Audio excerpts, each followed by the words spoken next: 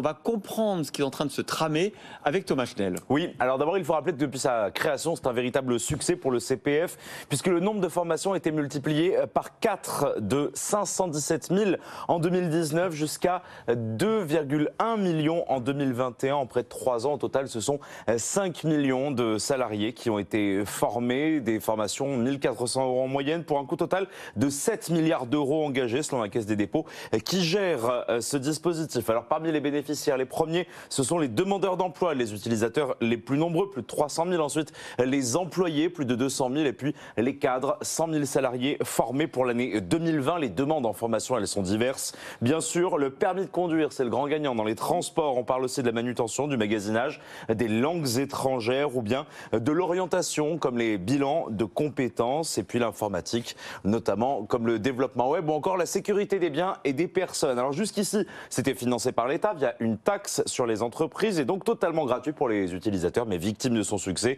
Eh bien, le gouvernement prévoit de laisser un reste à charge pour les salariés. Le projet de budget 2023 de France Compétences prévoit 2,37 milliards pour le CPF. C'est en baisse de 385 millions d'euros sous le seul effet de ces mesures. Alors l'amendement propose d'instaurer en fait une participation du titulaire. On parle de 20 à 30%. Point important, les chômeurs seraient épargnés ainsi que les salariés dans le cadre de projets co-construits avec leur employeur.